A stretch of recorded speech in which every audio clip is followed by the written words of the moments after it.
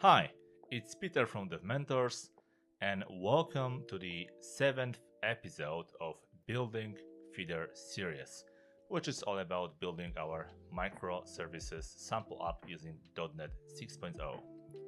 In this episode, we are going to take a look at the HTTP client.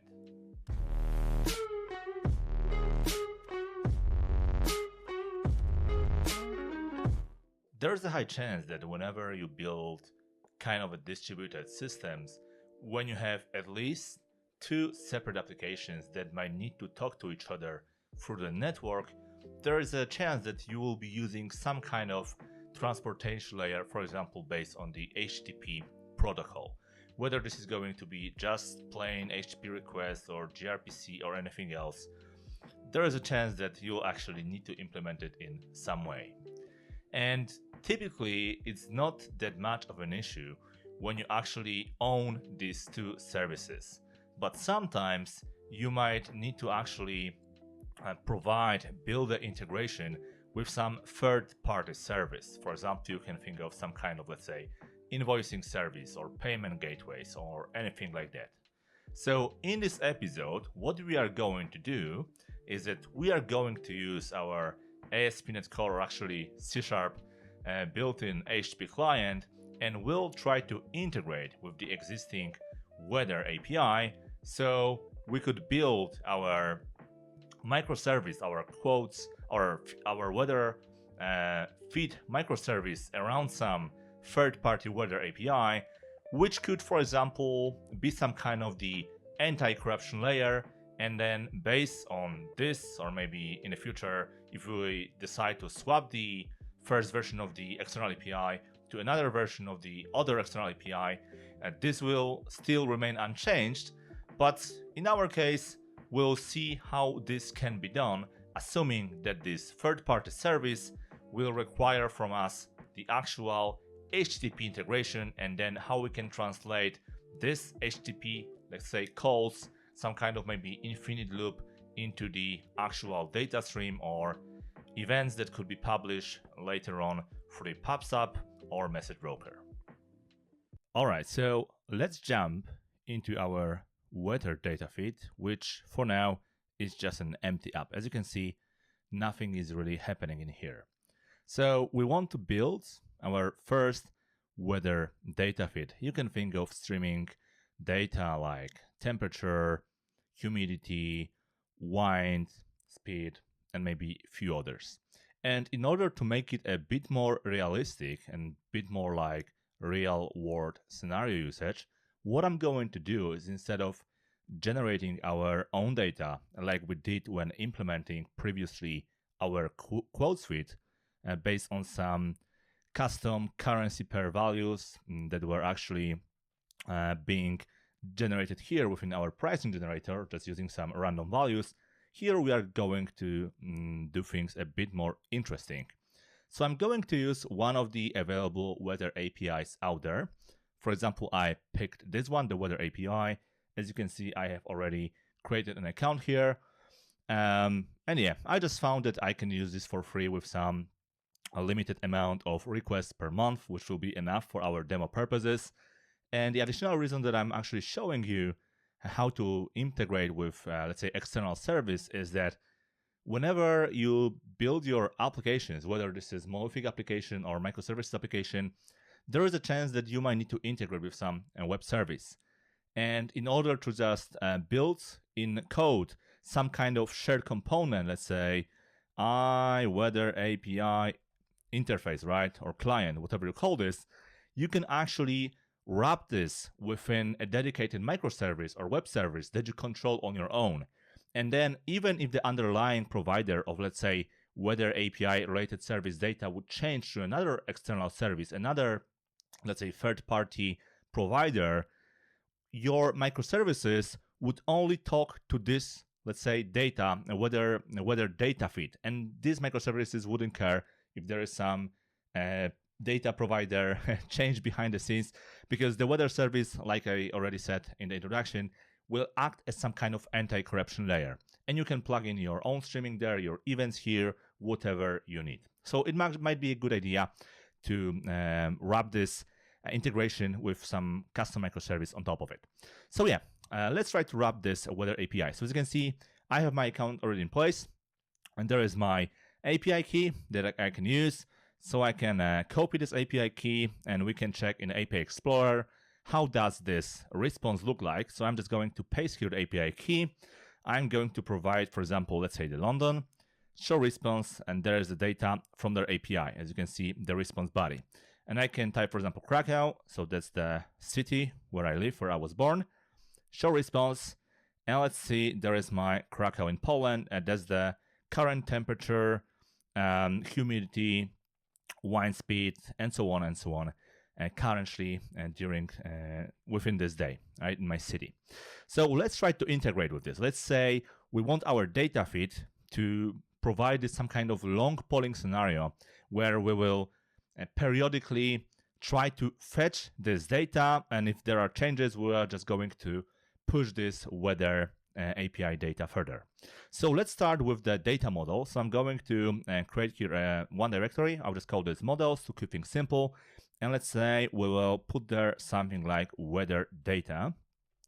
This is going to be our class, or actually even our record representing this data model. So yeah, let's just call this weather data. I can actually make this one even to be of record type, which behind the scenes will be a class anyway. But if I wanted to, I could even make this an internal record as a struct since C# 10.0. But I'm just going to leave it this way. And let's provide here a few parameters. Let's say I'll be interested in location, the temperature in a Celsius as a degree, let's say humidity, and then maybe the wind speed. Let's call this one wind, and let's say the condition, which is going to be some kind of text response. What is the actual condition? Whether the sky is clear, whether this is sunny or rainy or whatever it is. So this is going to be my weather data, and like I said, the consumers of this weather feed will expect from us this kind of data contract. But if the underlying weather API provide their changes at some point in the future, or we might think of adding additional, let's say, weather API providers, maybe for some fallback scenarios, we are still going to just publish our, make use of our single contract there, regardless of the underlying third-party service integration.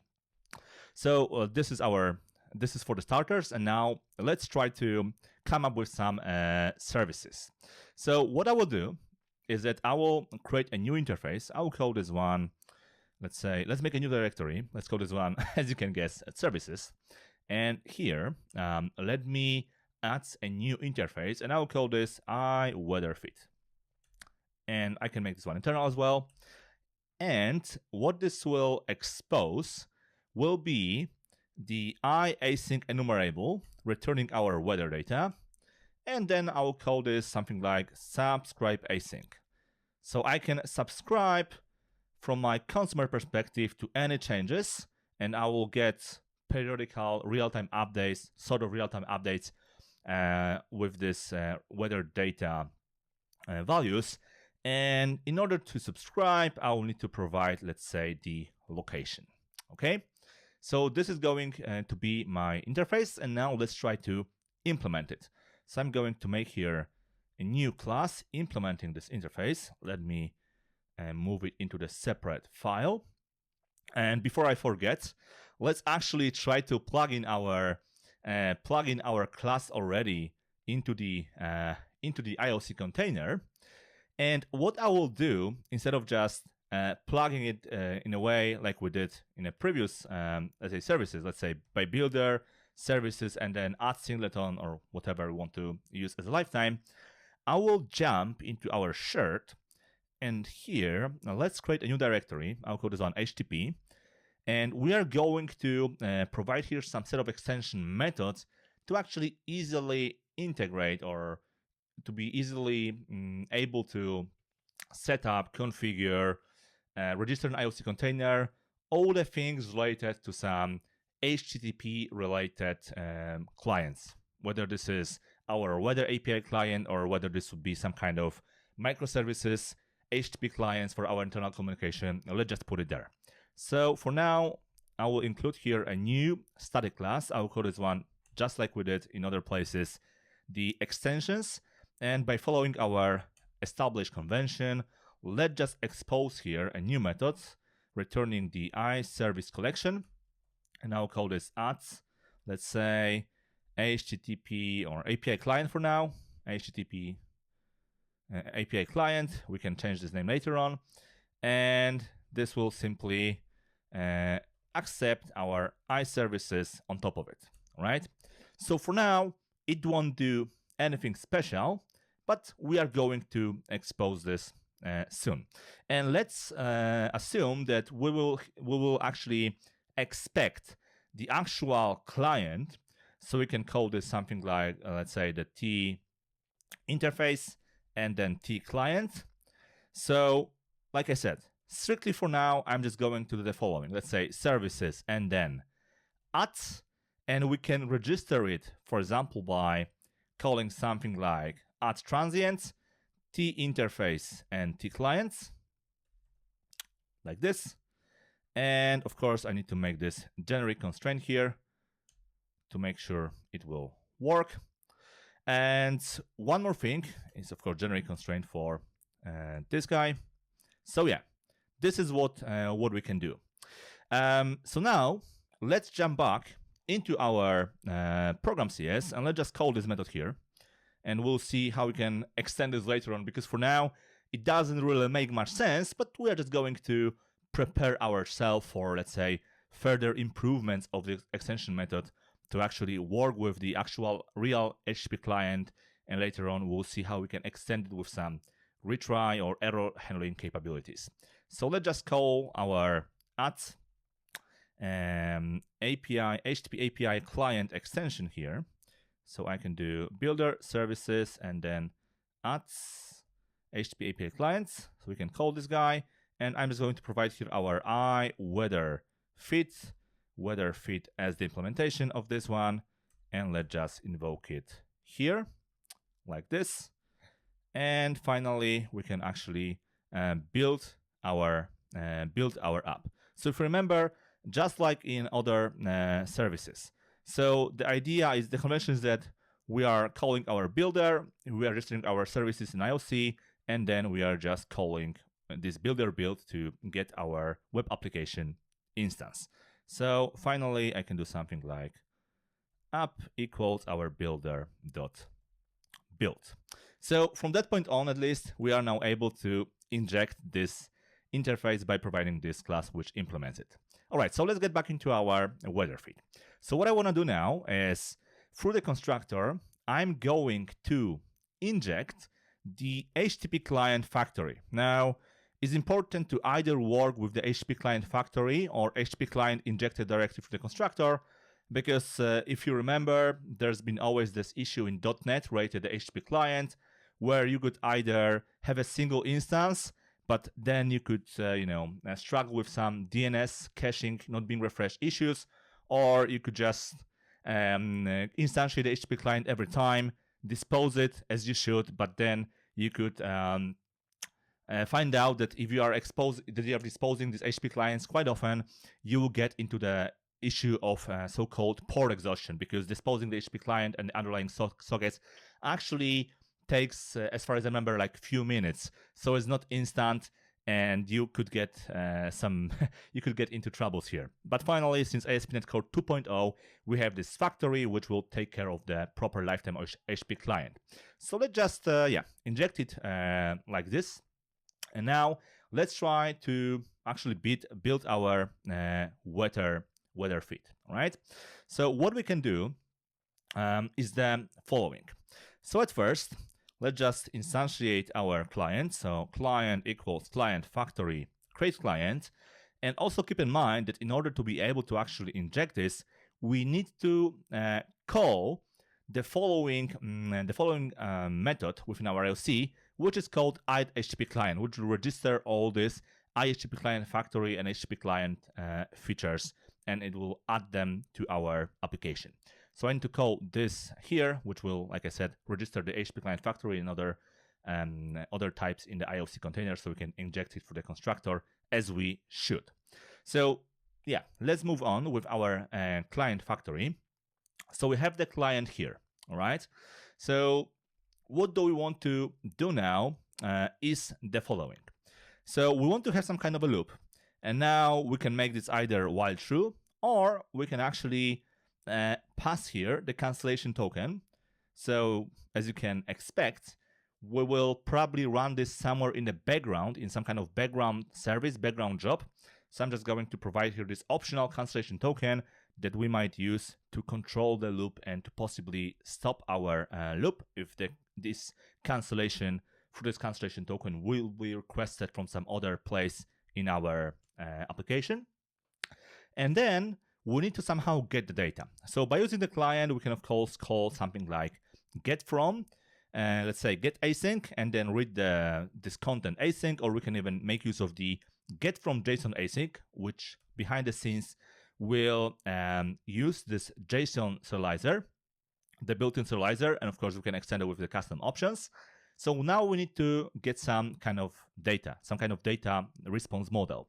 So what we are doing in this kind of scenarios, we are just looking into the documentation, and by, let's say, taking a look at this sample response body, we are just going to come up with our sample data, data model. So we have location, we have current, we have something like condition, and then text, the internal value, which will be interesting for us. We have the wind, kilometers per hour, and we have the humidity. So we have properties that we are interested in. So let's try to model our response data. Now, keep in mind, I don't care about the whole data. I only care about the few properties from this, let's say, big data model. So somewhere here, I'm just going to make a private record, and I'll just call this something like weather response or weather API response. Okay, like this. And I'm going to extend this one in a moment. So now let's make another record which represent the location. So we have, for example, as you can see the location, this value with the name, country, time, and a few other properties. So I'm going to make the location record. And here I'm just going to put the name and the country. So I'm only interested in the name and the country. And now let's make another one for the condition. So let's say condition. And as you can see, the condition here contains this text value, which we are interested in. So I need to make this, I need to put there this text property. And then I'm going to make a record called weather. So in the weather, as you can see, we have, well, quite interesting data. Or actually, I can call this current, right? If you want to be, let's say, pretty much one-to-one specific with this data model. So the current property is our kind of weather data that we are interested in. So we have this temperature, wind speed, and a few other properties. So when you take a look, for example, in a property like temperature, you can see that here I have this underscore temp underscore C, temp underscore F for Fahrenheit, wind underscore kph, right, for kilometers per hour. So I can either write our properties in this way, let's say double temp C, and this will of course work, or we can use our JSON property name attribute like this with the temp C. And now, since we are in the record, in order to let the compiler know that this is going to be actually the property, I'm just going to start this with the property and then colon. So this is going to be a property. Please apply this attribute for this property temp C, and then I can call this temp C like I should. So at least the compiler will not give me warning when it comes to my data model.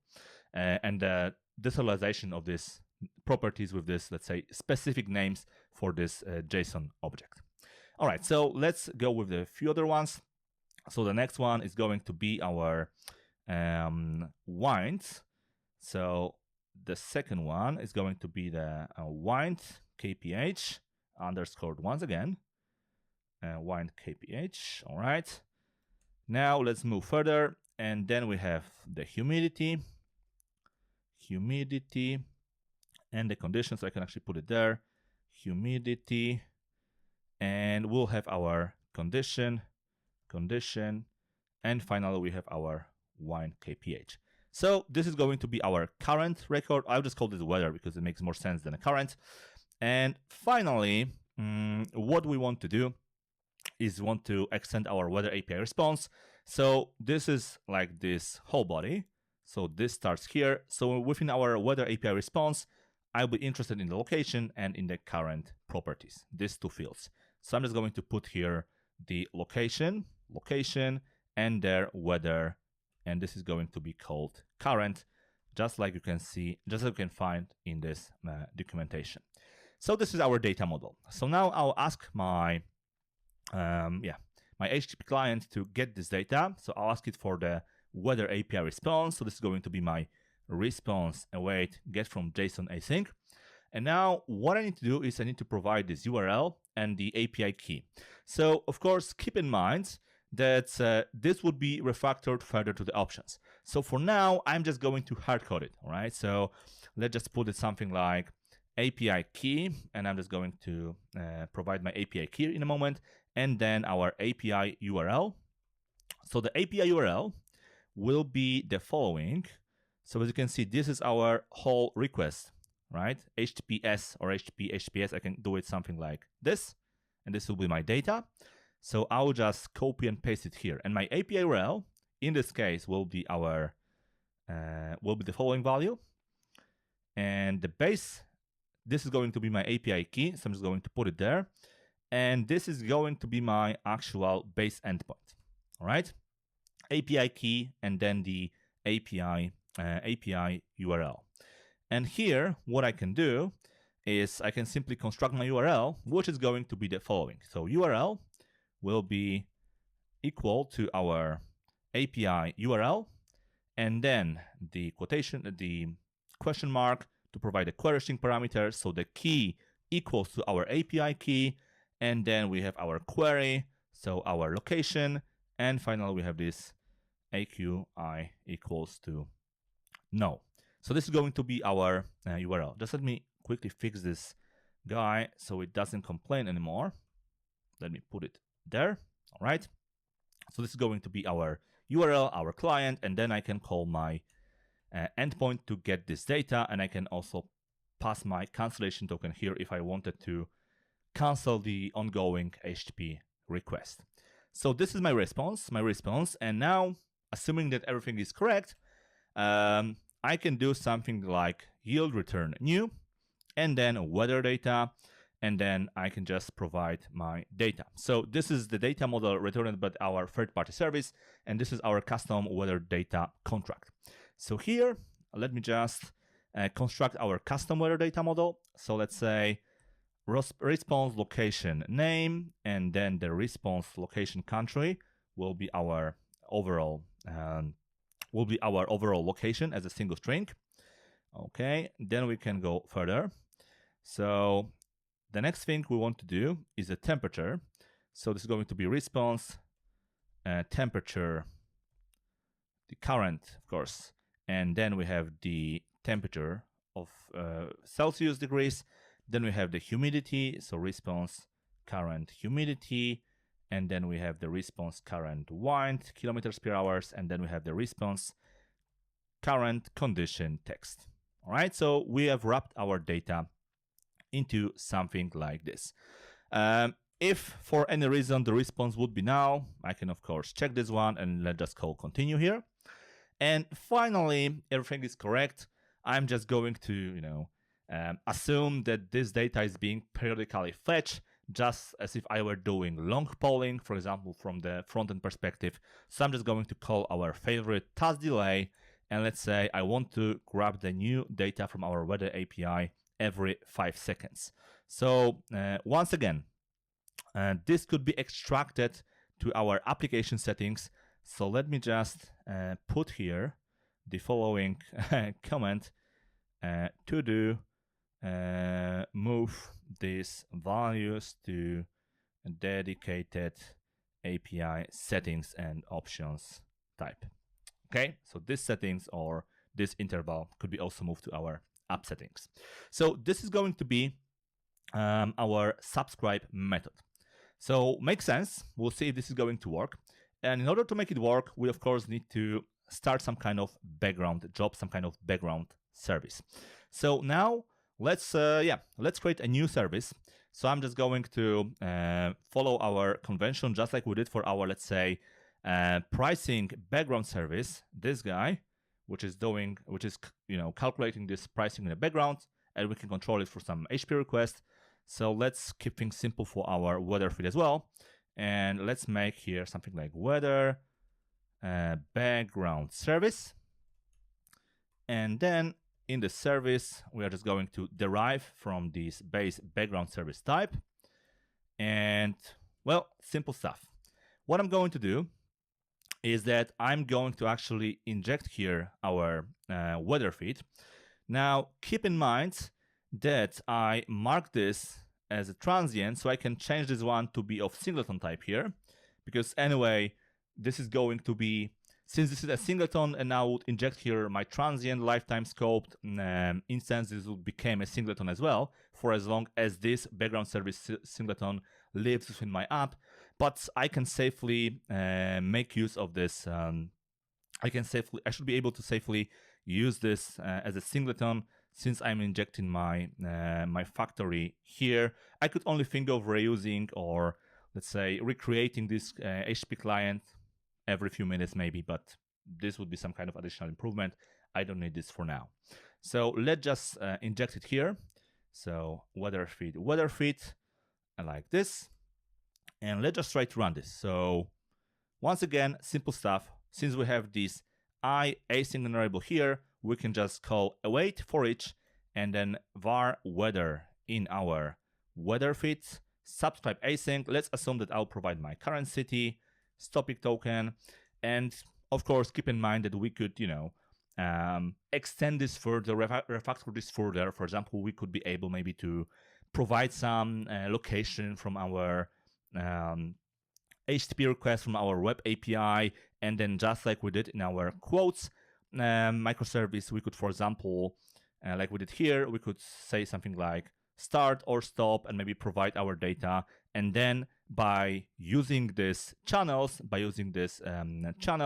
we could send it further from this web API with this controller to our background service, and maybe change the location of the weather data feed. But just to keep things simple, because you should know how to refactor this further if you would need, if you have watched one of the previous episodes. So we're not going to do the same stuff here. So what I'm going to do is I will subscribe to this asynchronously by using this await for each loop, and then maybe let's also inject here the logger. So the logger for our weather background service, and let's just log something like log information, and then we are going to log our data. So let's say weather location, and then there is a temperature, our Celsius degrees, there is the humidity, weather humidity, let's say in a percentage, there is our wind speed, so let's say the weather winds as kilometers per hour, and finally there is our condition. So let's say in this square brackets, I'm going to put my weather condition plain text. Right, so that's it. And now let's see if this is going to work. So the final step is to actually plug this guy into our program CS. So I can call something like add hosted service, and then provide our weather background service. All right, so let's start it up and let's see if this is going to work and stream our data, and we'll see if this is okay or we need to provide some further improvements to make it a bit more resilient and reliable as a service. So let's start this in debug mode, and let's see what is going to happen. So the application should be now subscribing to our data from the weather API. So the URL, as you can see, constructed here. And yeah, let's see the response. And there is our response. The response is valid. There is our data, and there is our location being location, temperature, all the stuff being logged. So looks good. Let me just remove these breakpoints. And as you can see, every 5 seconds here we are just logging, pulling this data from the weather API, and periodically, just getting data, logging it. And now what I can do, just to make sure it works as expected, I can just push this further.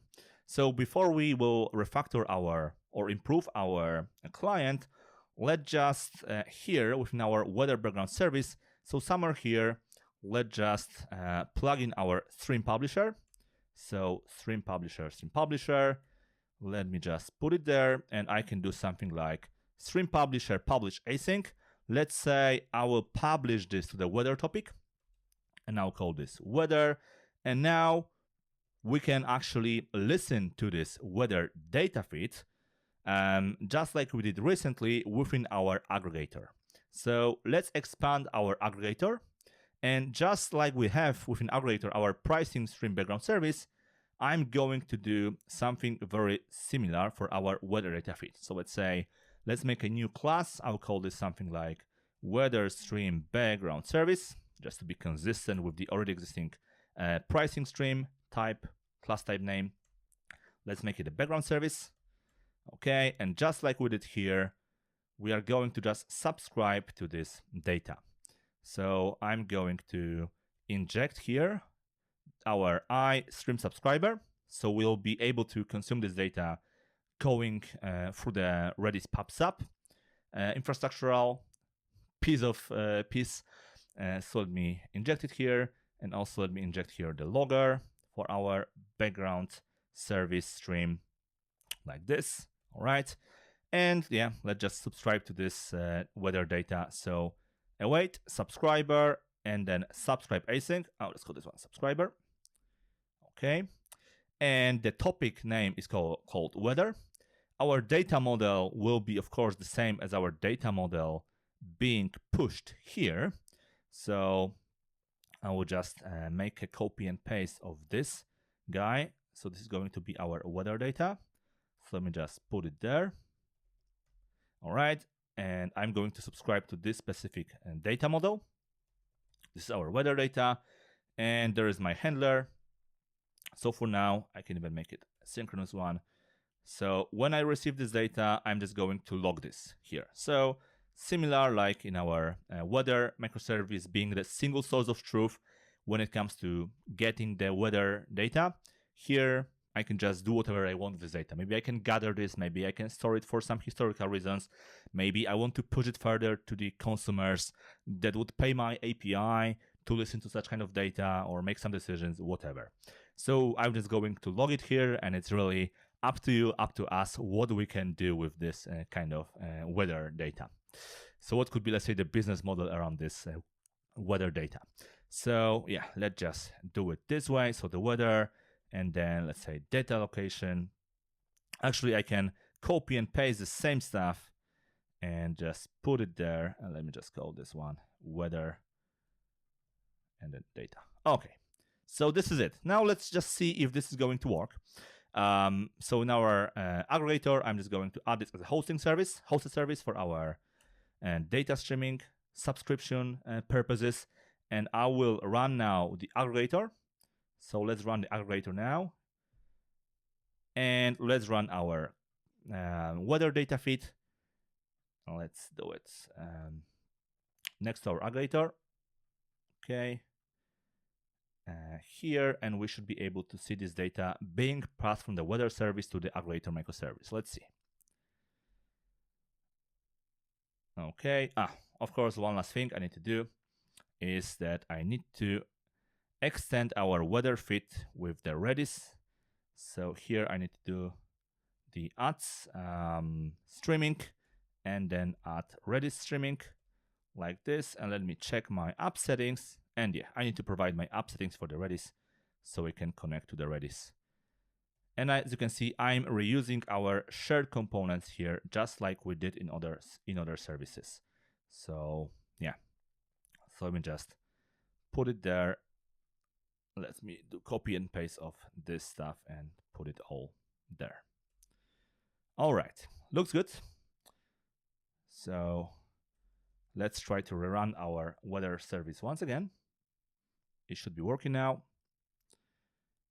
And yeah, as you can see, it started. So it should now start pulling the data from this data feed. Just let me, forgot to call this hosted service because it was accidentally removed. And we should see the stream between these two services now happening. So yeah, it's pulling the data, and as you can see, pushing it forward to the aggregator, and aggregator, as you can see, is receiving this data within its background service. So what we are doing now is that we have a WeatherFeed that is acting as some kind of data provider. So even though it's pulling the data from the, let's say, third-party service, the aggregator service or other microservices in our solution, they do not care. They are using this specific service as some kind of data provider. And where does the data came from? They couldn't care less. All right, so it's working. Great. So now let's take a look back in our at our weather feed using HTTP client. So the problem is, let's say, what happens when there is some error? Let's say, what happens when I make a call with invalid, let's say, API key? Let's say I'll put there some junk, ABC, all right? And if I start it up now, let's see what will happen. So the application, as you can see, it failed. Whoa, 401 unauthorized, application has crashed. All right, maybe this was expected, maybe it wasn't. Maybe you'd like to be able to reconfigure the API key dynamically while the application runs. But what happens, let's say, if the service is offline? What if I make a mistake here, let's say in the URL? What if, for example, the URL of our service changes? The application would still fail, right? So as you can see now, boom, it goes down once again. So what we could do is, of course, something like, well, we know the try catch, right? We know how to handle this stuff. So I could do something like try, right? Get my response, then catch and log their error. And of course, this would work. So I could do something like weather API response. Okay, then I can ask for this response here.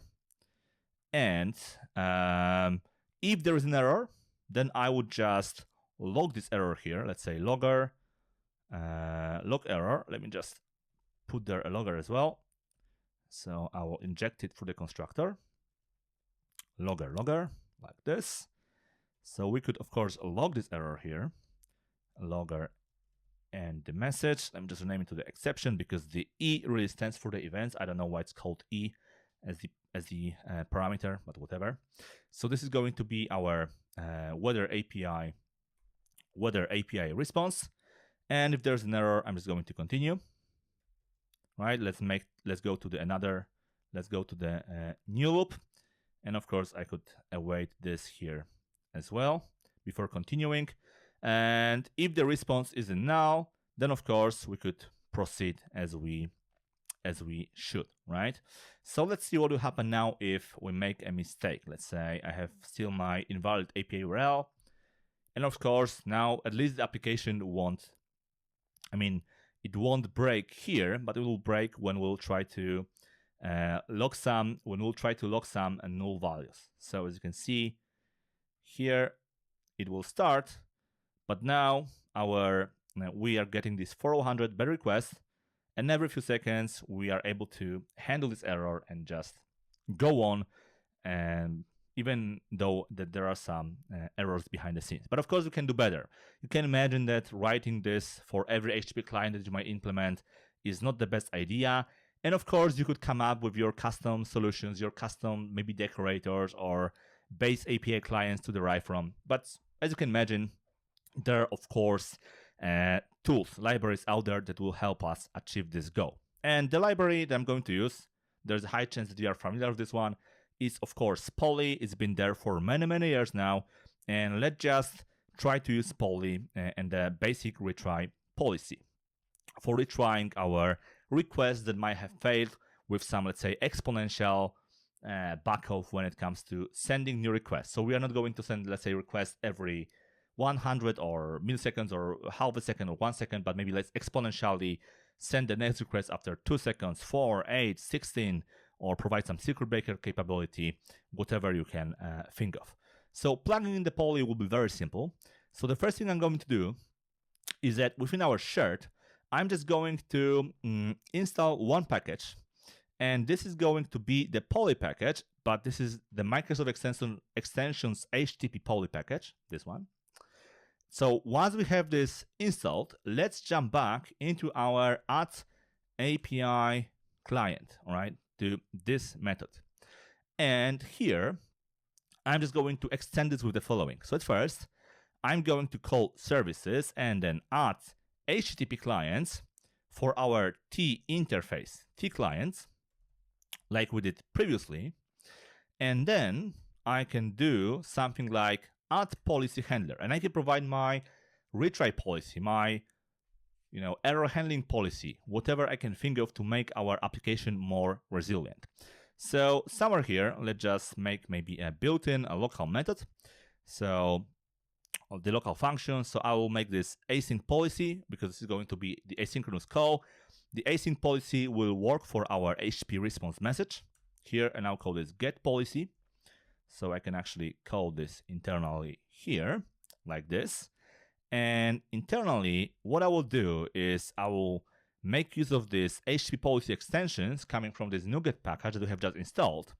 And I'm going to do the following. At first, I can call something like handle transient HTTP error. So if you take a look at the details of this method, what this will do is that actually internally, this will handle any HTTP request exceptions or some kind of error status code, 500 family or 800 status code for a request timeout. So if there is any errors coming from the 500X or 408, it will try, let's say, try to make another request, right? If this is different kind of, let's say 400 bad request, it will not, let's say, retry the request because it will suggest this is bad request, this is our reason, so it makes no sense to retry it.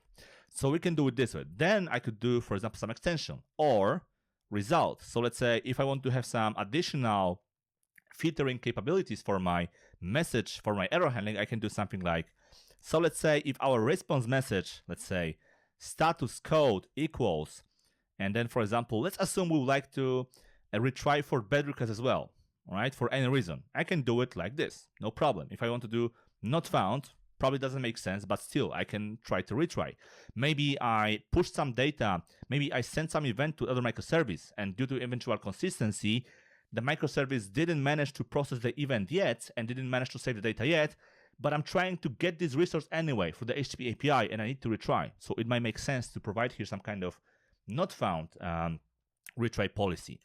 And then what will happen is that I want to specify what should occur, what action should be taken when this, let's say, error happens. So I want to do something like wait and retry async. And then let's say the limit of retries will be 3. Once again, this is something that you could extract out to the dedicated options and the app settings. And then there's our retry attempts. So let's say I will do some kind of exponential backoff. So time span, and then from seconds, and then let's say the power of 2. So the power of 2 and our retry. So let's say at first this will be 2 seconds, then 4 seconds, then 8 seconds, and then there will be no more error handling. All right, so this looks okay. And we are just calling this built-in add HTTP client method here, which is adding our HTTP client into the framework. And now keep in mind that by default, the HTTP client will be added as a transient. So in order to make this even better, since we are injecting our WeatherFeed, okay, we can extend or we can improve our background service. So instead of injecting here directly the WeatherFeed, I could inject here the service provider like this, okay? And here, for example, internally, I could create the scope. So using var scope equals service provider create scope. And then here I could ask for our WeatherFeed. So WeatherFeed equals our scope and then provider and then get required service and our WeatherFeed. And then I could call this for each loop internally. So at least it's not being injected as a singleton, but I can make a scope in which I want to resolve this. So when the scope is gone, for example, I would like to get rid of this object instance. So just to make things a little bit better. And the final improvements, of course, they need to be added to our actual instance of this WeatherFeed, the implementation of this interface. So I can inject here now directly our HTTP clients from now on, which will be properly resolved by the framework. So I can inject it here like this. I could even set up our, let's say, base URL. If you want to, base address equals new URI, and then I could construct it, let's say, like this, or any other way, right? So we can just provide our base URL here if you want to. Doesn't matter for now.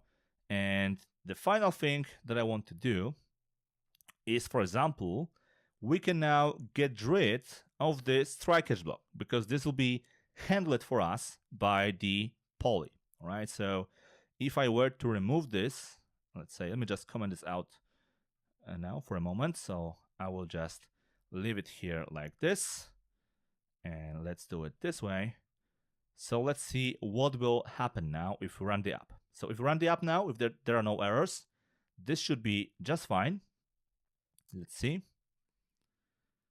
Okay, so the app started, and as you can see, we are pulling data every few seconds. And as you can see, since we have this invalid API URL, it's still working. We have the first retry, second retry, third retry, and finally we have this bad request after 3 retries.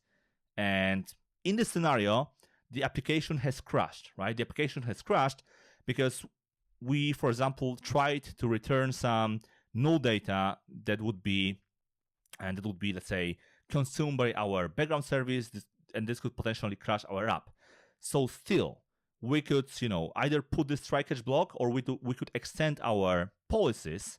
But as you can see, at least for now, we don't really need to care if let's say the policy, if we need to apply the same error handling policy, error handling capabilities, retry capabilities into other places, because we could come up with something as simple as the single extension method containing these policies. Maybe we could even provide here some policies as additional generic type, and then implement whatever the policy is, and then just simply, inject our HTTP client instance into the service and just run the app without any issues. And it will be the same shared policy applied across the whole service. So just to keep in mind, don't reinvent the wheel. Whenever you have some issue, some struggle, there is a high chance that some developer out there has already implemented things like HTTP communication, retry policies, transient error handling, and all these features that we have talked about within this episode. So that's it when it comes to the 7th episode. I hope you enjoyed it, and as you have seen, it might be actually a good idea to not only build some, in-code components which could provide this integration for some third-party APIs, but sometimes it might be even, let's say, more appropriate or better approach to build the whole service, being this so-called anti-corruption layer, so that we can talk to this, like in our case, to talk to our WeatherFeed as the service, as a microservice that we do own, which we build ourselves. But even though behind the scenes it talks maybe to some external API, or in the future, like we already mentioned, it might be changed to another API, it will not really concern us, because this is our microservice, and other services that want to get some, let's say, weather-related data, they will only communicate with our weather microservice, with our weather feed, and what is going on behind the scenes, it's not really the other services concern. So it might be a good approach to build some kind of anti-corruption layer, some kind of dedicated service on top of the existing third-party libraries, so we can provide better isolation between the microservices in our distributed system. As always, thanks for watching, and see you in the next episode.